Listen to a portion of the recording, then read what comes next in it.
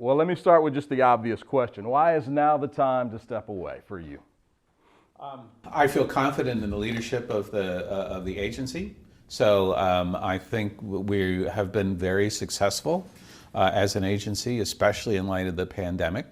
And just for my own personal reasons, I realize that I can't do this forever as much as I might want to. And if I want to have happy, healthy retirement, now is the time. What do you look back on as your proudest moment here with the department and really in your life as a public servant? You were a physician prior to that. What about your proudest moment in the public service area of your life? Absolutely. Well, being commissioner has been the greatest blessing of my professional life, no doubt about it, from the get-go, from 2016 when I started. But the thing that really stands out, of course, is the performance of our agency during the pandemic. We, Texas, America, for that matter, have been, I think, very successful in meeting the challenge of the pandemic. You don't face something like this pandemic virus without having to suffer sacrifices and pain and loss. So that piece was unavoidable. But here, I think, we made some very good decisions. We gave very good advice as public health, and we had good policies, and enough of the people did enough of the right things, enough of the time, that we in fact got through this, I think, as doing it the Texas way, if you will, and that's the way you do things.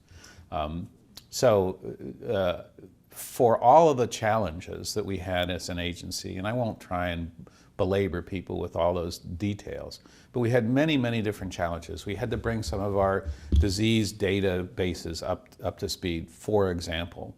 And you can look at that and say, wow, that's really an amazing accomplishment. But for every one of those things that we did that's visible, if you will, there were hundreds and hundreds and hundreds of daily challenges that had to be surmounted in order to put together those solutions to those problems. And my staff worked long hours every day, 7 days a week, week in and month out, if you will, over the course of the pandemic. And we didn't have any deserters, we didn't have any whiners.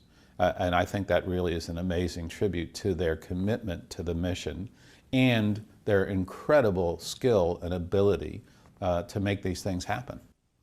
Does it almost feel like your job here as commissioner, there was a pre-pandemic portion and then a post-pandemic portion? Is that obviously a clear distinction between the two? Yes, absolutely. So when I came on board, one of the things that occurred in a public health setting was Zika, and that was very challenging in its own right. We also, as an agency, were part of what was called transformation. So the agency went from having responsibility for inpatient psychiatric hospitals, outpatient mental health, some other different types of programs. Those were transferred to our parent agency, the Health and Human Services Commission. And so our focus became very, if you will, laser focused on public and population health. And I really think that helped us to thrive and enabled us to, again, cope with the challenges in the most efficient and agile way we could. Take me back to March of 2020. I know that's probably something you don't want to do, but what was that initial period like for you personally and professionally, dealing with the information as it came in, the disagreements from one side or the other? How was that? How hard was that for you in the beginning? It was very challenging. Again, the great thing, again, about my team is that at a certain level, I could always rely on them to give me the answers that I needed to bring forward, to share with leadership so that the leadership could make decisions.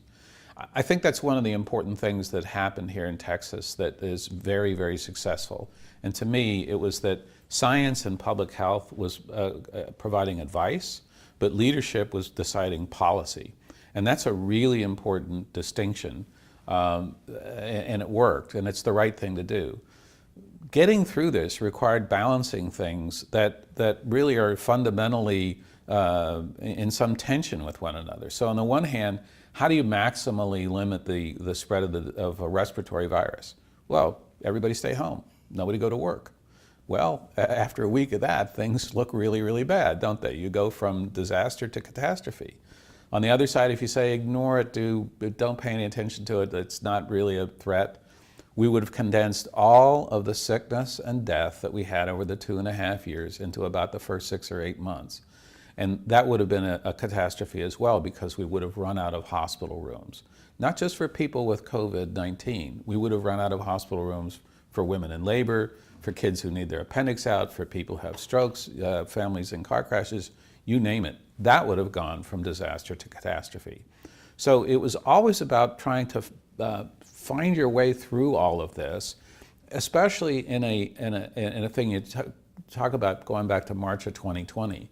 It's still true today. We don't really have a way to quantify what the measures, the control measures or the mitigation measures are. We don't have a way to quantify what those ultimate results will be.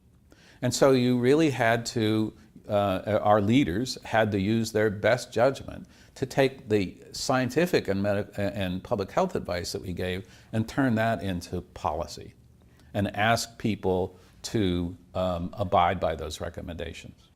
That leads me to my next question, because it seemed like in the beginning, during the press conferences when we saw you and the governor and Nim Kidd, everybody together, everybody seemed to be saying the exact same things. But as we got towards the end of the year, it felt like, at least from an outsider looking in, you had a very clear determination of what needed to be done. And then, as you say, the policymakers took that advice and then either followed it to the letter or got some other kind of their own input on what was happening. Did that coordinated effort change over the course of 12 to 16 months, in your opinion? In my opinion, no. Again, policy is always rightfully the prerogative of elected officials. I think here in Texas, I think we did a really terrific job of that. It is about, so science can advise, but science can't decide policy. The science of this is simple. It's the physical distancing, face coverings, hygiene, all of that sort of thing, along with vaccination. And all of those were supported by leadership, but it was about, okay, well, what do you do about businesses like bars or restaurants or all that sort of thing?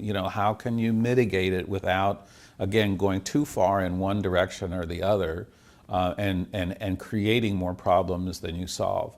And so, again, I come away from this with the utmost respect for leadership and the role, the crucial role that they play and have played. We did a good job. I mean, looking back on it, one of my greatest fears is that people look back on it and say to themselves, gee, public health, gee, leadership, why did you make us do all those things? See, it all turned out okay, just like we told you it would. Well, that's not exactly true. Remember again back to the beginning of the pandemic. This was about a novel virus and what that means is that no human population in the world had pre-existing immunity to it. It was as if there was an earthquake in the deep ocean, and guess what? There's a tidal wave coming, and there's nothing you can do to stop it. So we knew it was going to come here, and all we could do was do our best to prepare ourselves so that we lessened, minimized the damage that it would cause. You knew it was going to cause some damage. It was inevitable. And so, again, it's a triumph, I think, of our system that we coped with it as well as we have. Do you think your department specifically has laid out essentially a playbook, if this ever were to happen again, God forbid, of how the right steps, what the right steps are? I think we learned from it. Again, we have been doing what's called after action things. Mm-hmm. I think it's important to remember that a lot of what was the task for us was we were operators, if you will. We had to upgrade IT systems. We had to figure out how to distribute vaccines and monoclonal antibodies and therapeutics. So we had to become logistical experts and set those things up in coordination with, for instance, the Texas Department of Emergency Management and other partners. So that was a major focus of what we had to do. Again, going back to the idea of the science, was pretty straightforward. I mean, there aren't mysteries there in a sense. Although I will say that we learned a lot about the virus itself going forward. If you remember, at first people thought that only symptomatic people could spread it, and now we find nope, asymptomatic people are a big part of the spread. That's a game changer, but we didn't know that, and we couldn't have known that until we had the experience. And so as time went on and the knowledge changed, some of the recommendations changed. And again, I think some people look back on that and say that it was faulty science, and I would disagree. That leads me to another question that I've seen some physicians discussing in different forums about this. Like you say, the science is pretty simple. It's a virus. These are the ways you mitigate the spread. But then they say, well, you told me this yesterday and now you're telling me something different.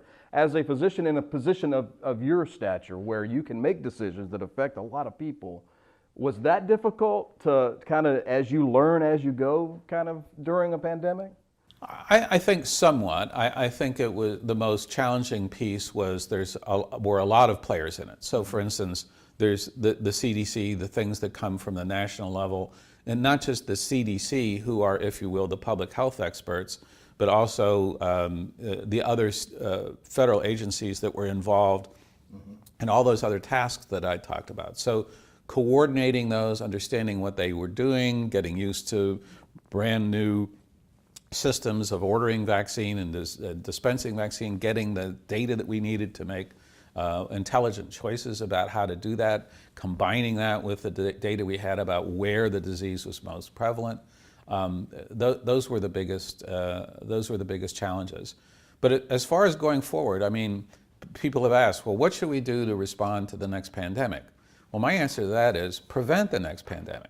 Okay, if you think of the trillions of dollars that the pandemic has cost, not just America but the entire world.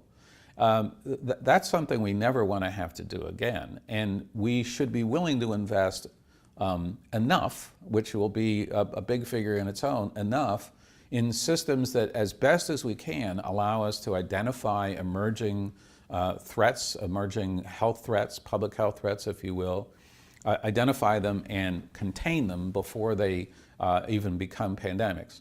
By definition, if you have another pandemic, it means that all of your defenses have failed. And once you get into that situation, it's intrinsically chaotic. And so, yes, you can, I think, plan for things as best you can.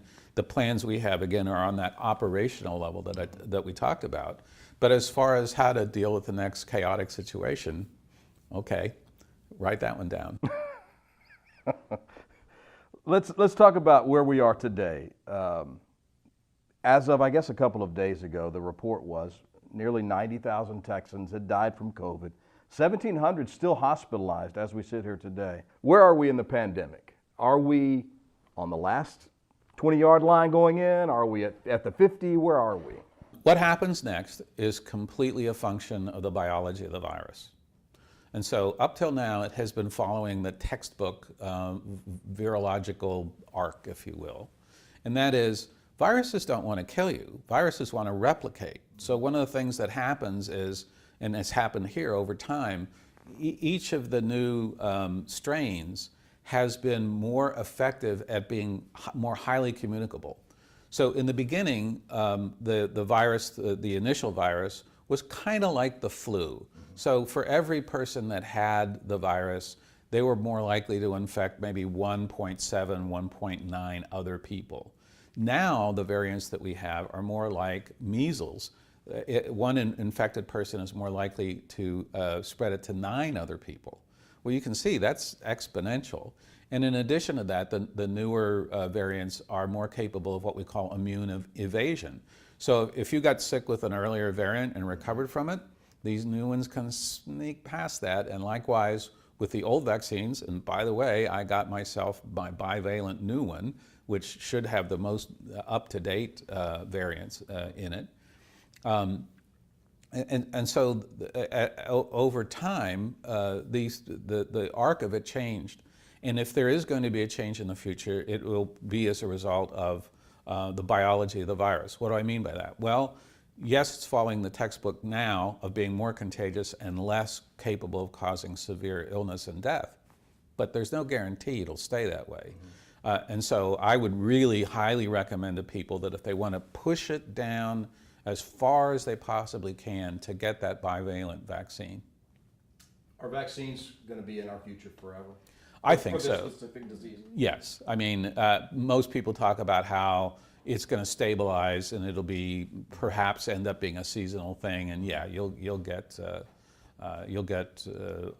vaccine on a periodic basis, whatever that turns out to be, just like you do with the flu. Just a couple more things, and again, thanks for your time.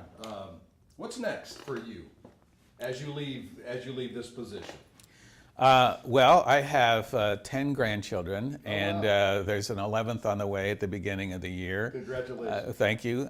So that's going to keep me busy, and really, again, I hope to just chill, for a period of time. But I do want to continue to be, as a private citizen, an advocate for public health and for this agency, and really also for state employees.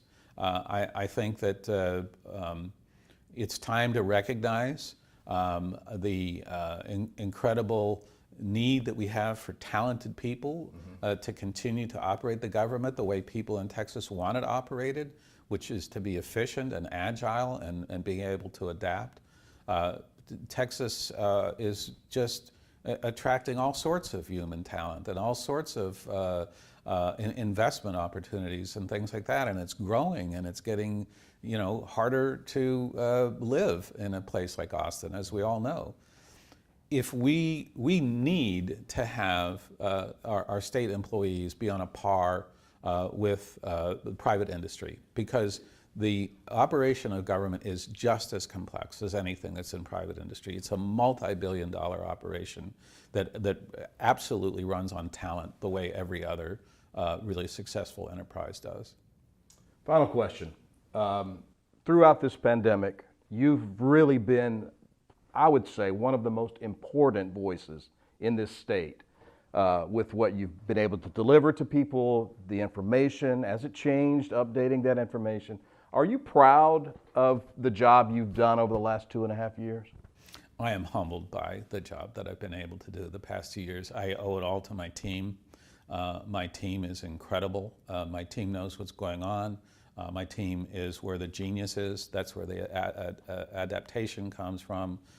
They keep me up to date, and I hopefully represent their work in the most effective way. And if that is something that people appreciate, then so be it.